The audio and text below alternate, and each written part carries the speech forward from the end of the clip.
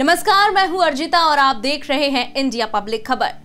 आज कश्मीर से लेकर कन्याकुमारी तक पूरा भारत अपना 73वां गणतंत्र दिवस हर्षोल्लास के साथ मना रहा है। अनेकों धर्म, जाति, संप्रदायों, जनजातियों की विविधताओं से भरा हमारा भारत आज बंधुत्व और देशभक्ति के रंग में रंगा नजर आता है। आज ही के दिन 1950 को हमारा संविधान लागू हुआ, जो कि दुनिया का सबसे बड़ा लिखित संविधान है। आज हम बात करेंगे गणतंत्र दिवस के महत्व और यशस्वी भारत के उस गौरवशाली संविधान की, जिसकी नींव डॉक्टर भीमराव अंबेडकर द्वारा रखी गई थी। सबसे पहले जानते हैं गणतंत्र यानी रिपब्लिक के अर्थ के बारे में। रिपब्लिक शब्द लैटिन शब्द रेस पब्लिका से बना है। गणतंत्र यानी हमने ऐसे लोकतांत्रिक शासन को अपनाया जिसको जनता चुने, जनता के द्वारा शासन किया जाए। गणतंत्र का सीधा मतलब है गण का तंत्र यानी आम आदमी का सिस्टम। इस गणतंत्र के मायने हैं कि देश में रहने वाले लोगों की सर्वोच्च शक्ति और सही दिशा में देश के नेतृत्व के लिए राजनीतिक नेता के रूप में अपने प्रतिनिधि चुनने के लिए सिर्फ जनता के पास अधिकार है। ये किसी शासक की कोई निजी संपत्ति नहीं होती। इसमें राष्ट्र का मुखिया वंशानुगत नहीं होता। सीधे तौर पर या परोक्ष रूप से जनता द्वारा निर्वाचित या नियुक्त किया जाता है। इसलिए भारत एक गणतंत्र देश है। अक्सर लोगों के जहन में सवाल आता है कि अगर संविधान नवंबर 1949 में ही बनकर तैयार हो गया था तो इसे 2 महीने बाद यानी 26 जनवरी को ही क्यों लागू किया गया। दरअसल इसके पीछे एक खास वजह है 26 जनवरी की तारीख। ये तारीख पहली बार 1930 में महत्वपूर्ण बनी। सबसे पहले 26 जनवरी 1929 को लाहौर कांग्रेस अधिवेशन में भारत को पूर्ण गणराज्य का दर्जा दिलाने का प्रस्ताव पेश किया गया था, जिसे अंग्रेजों ने नामंजूर कर दिया था।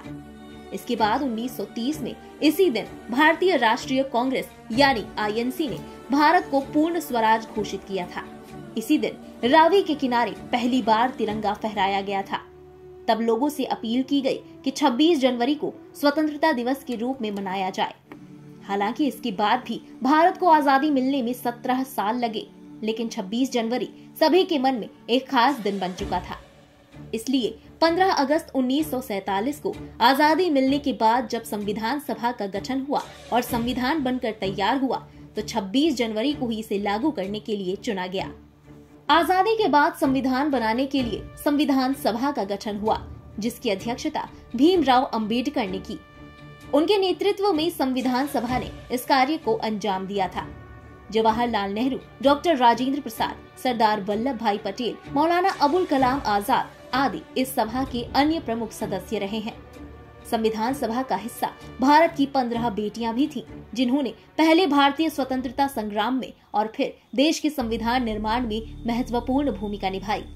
इन महान महिलाओं में सुचेता कृपलानी, मालती चौधरी, विजय लक्ष्मी पंडित, सरोजनी नायडू, राजकुमारी अमृत कौर, लीला रॉय, बेगम एजाज रसूल, कमला चौधरी, हंसा मेहता, रेणुका रे, दुर्गाबाई देशमुख, अम्मू स्वामीनाथन, पूर्णिमा बनर्जी, एनी मस्कैरिनी और दशकियानी वेलियुद्धन शामिल थी।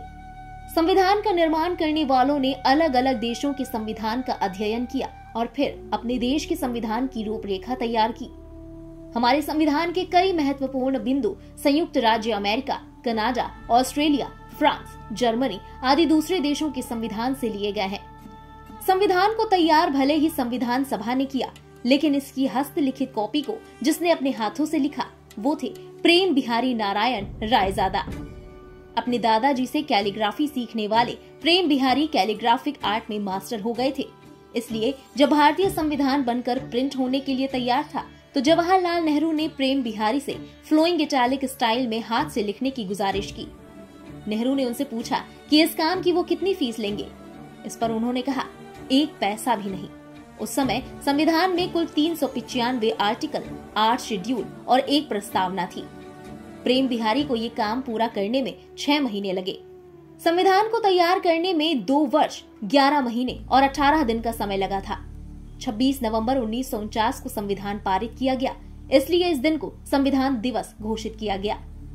हालांकि इसके बाद 2 महीने तक कटनी छटनी चलती रही और 24 जनवरी 1950 को संविधान की 2 हस्तलिखित कॉपियों पर सभा के 308 सदस्यों ने हस्ताक्षर किए और इसके 2 दिन बाद 26 जनवरी 1950 को लगभग 1,45,000 शब्दों का विश्व का सबसे लंबा लिखित संविधान हमारे देश में लागू कर दिया गया।